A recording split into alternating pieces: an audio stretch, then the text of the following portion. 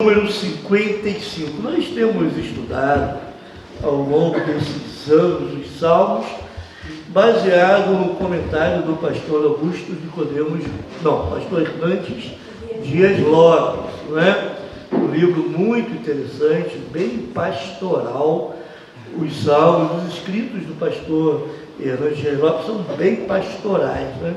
Por isso essa minha opção em usar. Eu estou chamando os danos da traição. Nós vamos terminar, na realidade, esse salmo hoje, porque só faltam os versículos 20 a 23. Mas a título de recordação, eu gostaria de ver fazer alguns apontamentos, né, para nos ajudar a nos situar onde nós estamos nesse salmo. Em primeiro lugar, os danos da traição, né? Os danos são terríveis. Terrível para a pessoa que é traída. Os efeitos da traição são assim, incomensuráveis, não tem como ser medido a extensão dos efeitos da traição. E Davi está aqui se lamentando pela traição de uma pessoa muito próxima, chamada Aitofel, e também do seu filho Absalão. Absalão conspirou para tomar o trono de Davi, e Aitofel acabou continuando como conselheiro de Absalão contra Davi. Então Davi foi traído dessas maneiras. Nos versículos 1 a 3, Davi vai mostrar a sua alma atormentada. No versículo 1, ele apresenta uma oração agonizante: escuta a minha oração, ó Deus, não ignores a minha súplica. Porque ele está passando por uma perturbação constante. Versículo 2 vai mostrar isso: ouve-me e responde-me, pois os meus pensamentos me perturbam e estou atordoado. Ele está continuamente atordoado, é uma perturbação. A perturbação é sempre interior, é sempre interna, não é? E está passando por uma opressão terrível. Olha o versículo 3, por causa do barulho do inimigo, por causa da opressão dos ímpios, pois me causa sofrimento e irados me atacam. Com isso, Davi vai ansiar por escapar dessa situação que ele está passando. Os versículos 4 a 8, ele vai chamar essa aflição de terrores da morte. Olha versículos 4 e 5. O meu coração está acelerado, está batendo rápido, não é? Os pavores da morte me assaltam, temor e tremor me dominam, o medo tomou conta de mim. Então era uma situação real, a morte era real, não era algo imaginário, não é? Davi não estava tendo uma crise de ansiedade, isso era real, o que ele estava vivendo. Por isso, no versículo 6, ele tinha o desejo de fugir. Então eu disse: quem dera eu tivesse asas como a pomba, voaria até encontrar o repouso. Eu não conheço muito a história, mas uma jovem chamada Paula, ela estava prestes a ser martirizada, e naquele meio, aliás, estava sendo martirizada, e no meio daquele sofrimento terrível, é como se ela tivesse visto os céus se abrindo. Ela disse: quem me dera tivesse asas para voar. E essa foi uma palavra dela, quem sabe ecoando esse salmo de número 55. Então Davi agora está com desejo de fugir para longe. Olha o versículo 7. De vez em quando dá vontade de fugir para longe, abandonar tudo, vou sair, vou largar tudo, vou para longe, não é? Sim, eu fugiria para bem longe, e no deserto eu teria o meu abrigo. Vontade de ficar sozinho, não quero saber de nada, não quero saber de problema, não quero saber de dificuldade, não quero saber de nada, eu quero ir para longe. É mais ou menos. Mas aqui a situação está bem pior do que você possa passar ou imaginar aqui. Ele quer um abrigo seguro. Olha o versículo 8. Eu me apressaria em achar refúgio longe do vendaval e da tempestade. Ele está comparando a vida dele, a situação dele, com um grande tormento, ou uma tormenta, não é? Uma tempestade que ele está enfrentando, e no momento de tempestade você procura abrigo, certo? E ele deseja ter esse abrigo.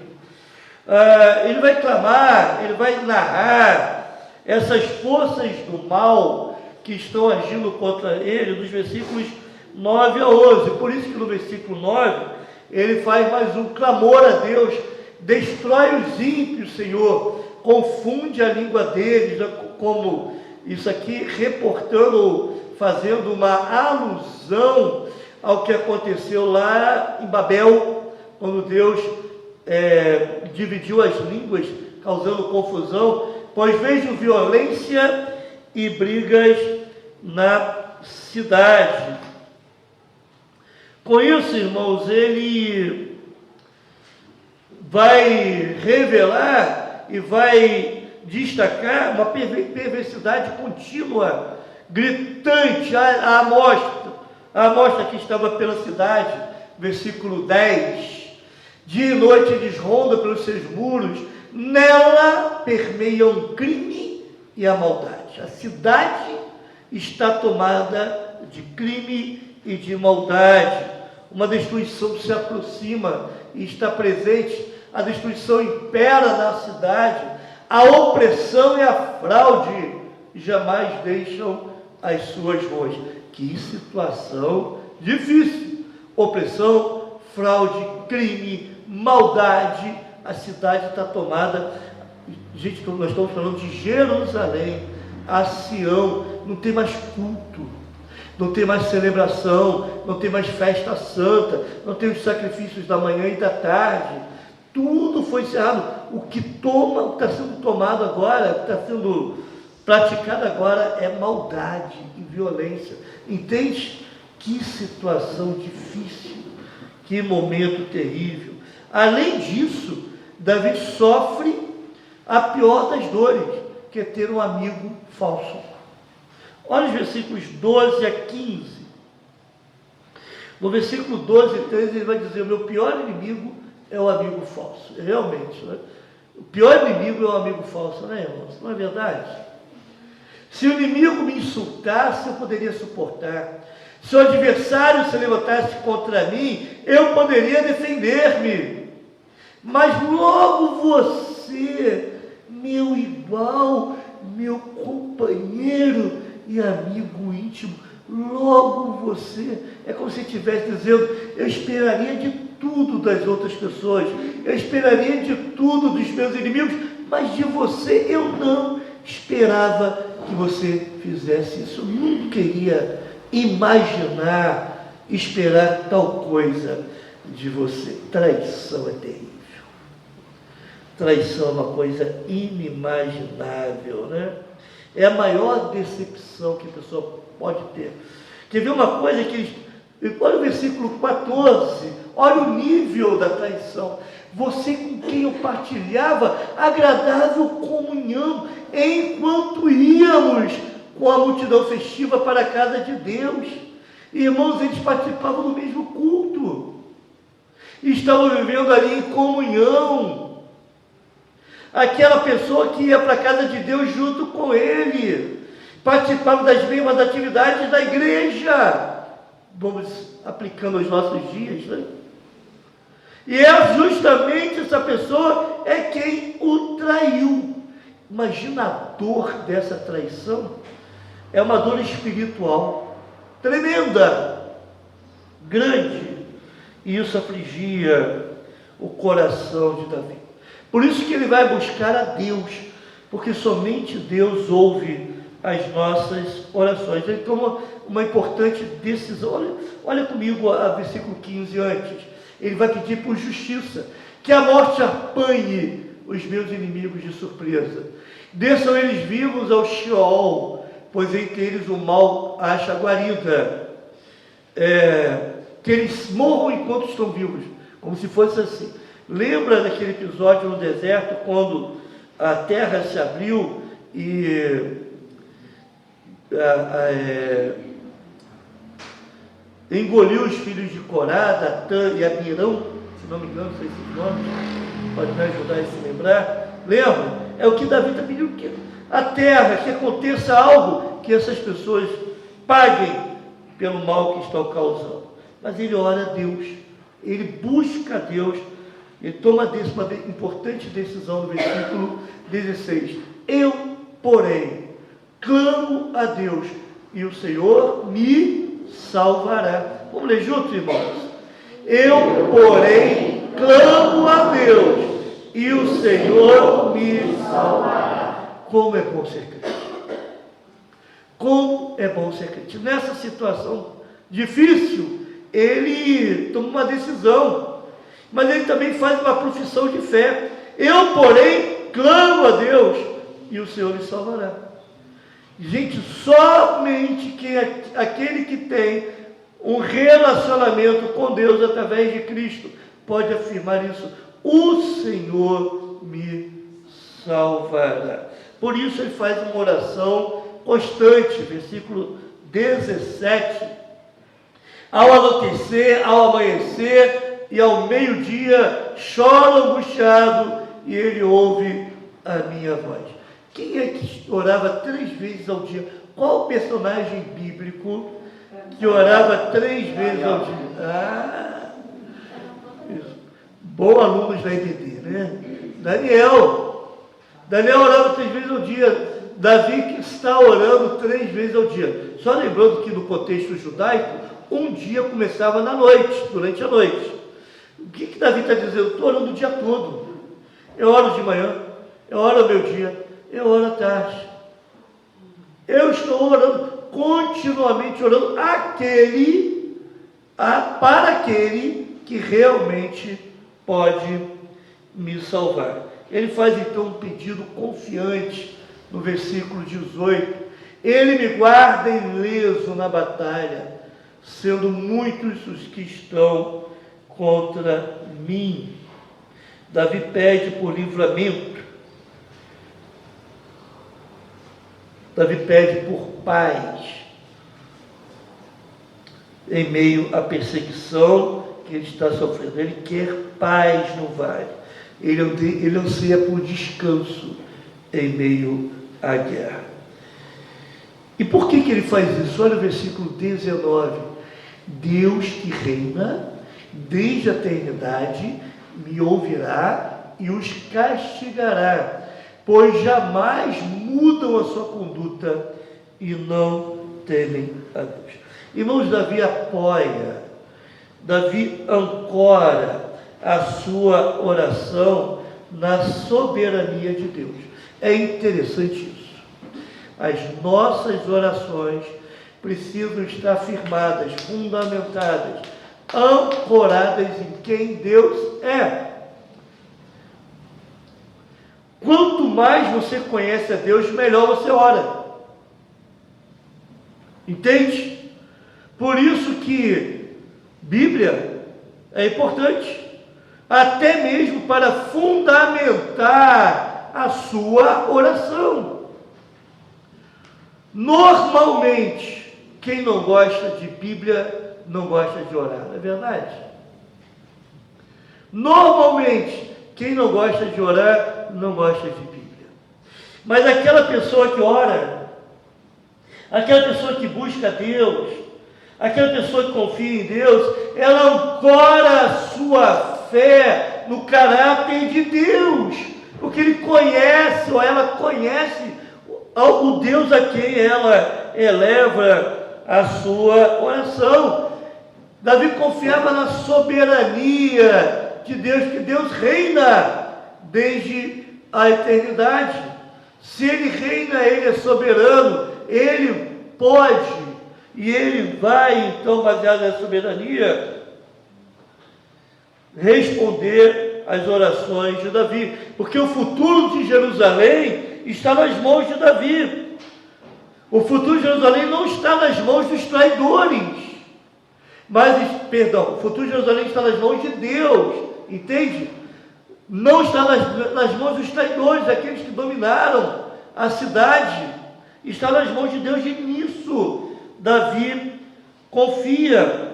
Aqueles conspiradores não tinham qualquer tipo de temor a Deus, não apresentavam qualquer reação voltada para o arrependimento, qualquer sinal de que iriam se arrepender, jamais mudam a sua conduta e não temem a Deus. Irmãos, pessoas assim, a gente sabe que o fim será terrível. E quando eu falo fim, não estou me referindo somente a essa terra, mas também à eternidade, pela eternidade afora. Eu sei que está difícil dizer isso nos nossos dias, mas o inferno existe. E quem não se arrepender vai pagar por toda a eternidade os seus pecados, a sua impenitência, a sua dificuldade, o seu coração duro, dificuldade de se quebrantar diante do Senhor e de atender ao chamado de Deus para a sua salvação através de Cristo. Davi teve que enfrentar um bajulador, aí depois da traição ele entendeu isso, um bajulador traiçoeiro, né, irmão? Olha comigo, por favor, o versículo 20. Aquele homem se voltou contra os seus aliados, violando o seu acordo. Aliança é algo importante, não é? Irmão, quando nós temos uma amizade, nós firmamos uma aliança com a outra pessoa. Quando nós casamos, temos uma aliança. Quando nós passamos a frequentar uma igreja, nos tornamos membros de uma igreja, nós firmamos uma aliança com o povo de Deus, com essa igreja. Nós firmamos uma aliança uns com os outros, e mais ainda uma aliança com Jesus, quando nos convertemos, entende? Deus lá dos altos céus olha para as alianças feitas de modo muito sério. Algumas versões vai dizer que essas alianças são corrompidas. E a mesma ideia de profanadas. Entende? É como se a pessoa estivesse quebrando algo sagrado.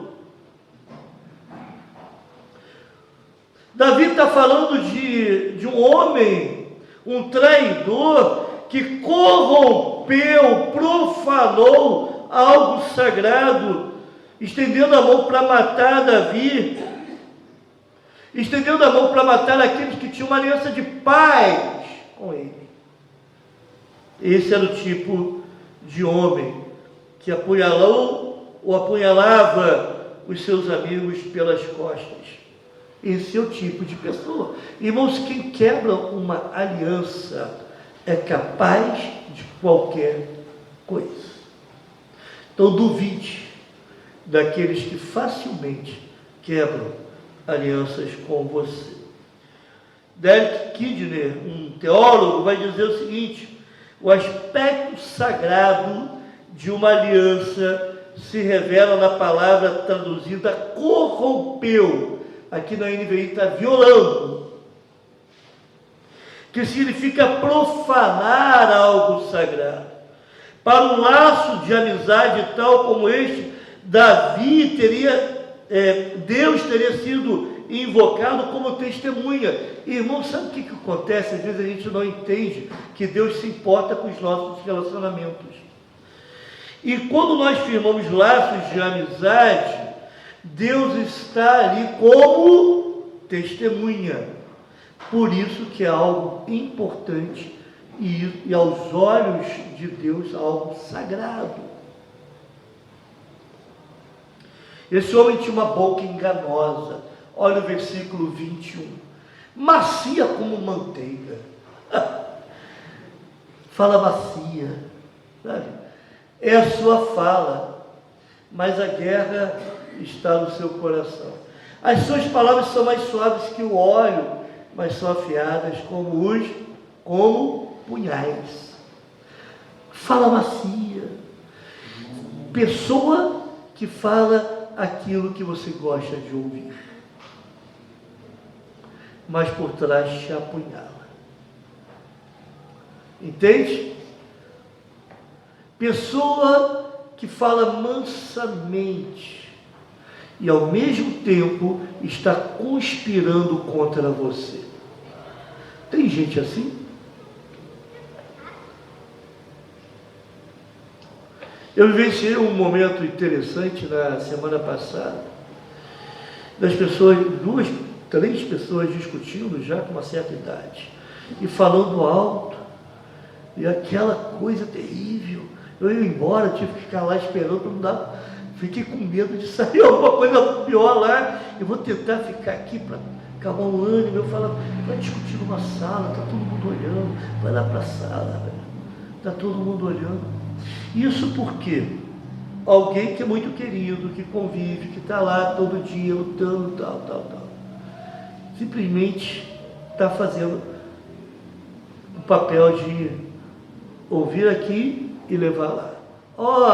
Fulano falou isso, fulano falou. Muito agradável, prestativo, simples, amável, mas ao mesmo tempo conspirando contra, agindo contra. Irmãos, é isso que acontece. Não seja inocente. Tem pessoas assim. Escolha com quem você vai fazer as suas alianças. Jesus você conhece. A igreja de Cristo você conhece. Crente faz aliança com crente. Que comunhão há entre luz e trevas? Paulo vai dizer isso lá no Novo Testamento. Mais ainda, crente faz aliança com crente, não com qualquer crente. Precisa avaliar se a fé dessa pessoa é de fato verdadeira. Mas Davi tinha convicções. Olha o versículo 22, que para mim é o centro. Olha como diz, olha o que diz esse versículo. Entregue as suas preocupações ao Senhor, e Ele o susterá. Jamais permitirá que o justo venha a cair. Aqui na minha versão, que eu gosto mais, diz assim: confia os teus cuidados ao Senhor e Ele te susterá. Jamais permitirá que o justo seja abalado. Confia. Em meio a isso tudo, Davi então está pregando. Agora está dando um testemunho. Está falando para pessoas. Olha, eu estou passando por isso, mas eu confio em Deus. Então você também precisa confiar. Confie em Deus. Entregue as suas preocupações, os seus cuidados. Ele vai te sustentar. Ele não vai permitir que você seja abalado a ponto de cair. É isso que Davi está dizendo. Mas também há um juízo inevitável para o traidor. Olha o versículo 23. Mas tu, ó Deus, farás descer a cova da destruição aqueles assassinos e traidores, os quais não viverão a metade dos seus dias. Quanto a mim, confio em ti. O que Davi está dizendo aqui? Ele confia nesse juízo de Deus.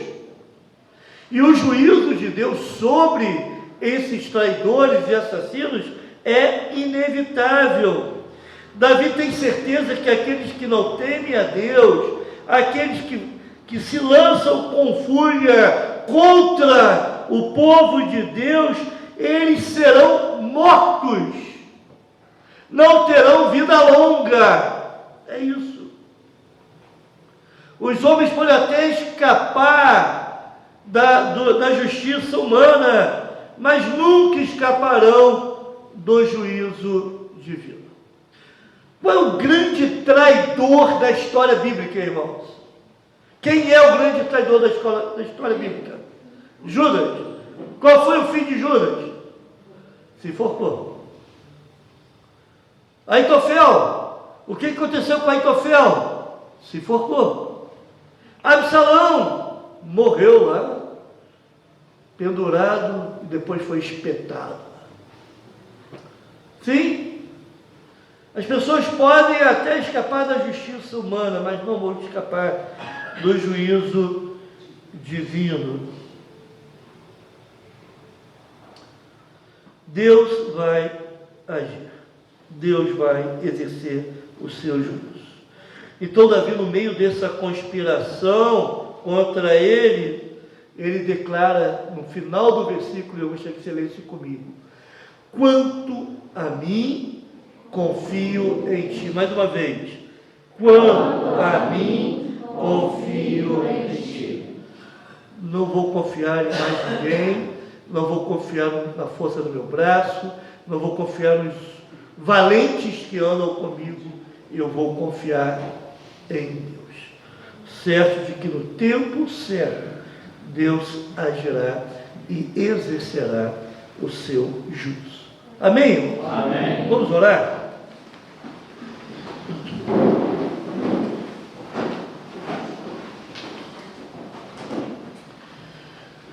Obrigado, Senhor. Obrigado por esse tempo que aqui tivemos.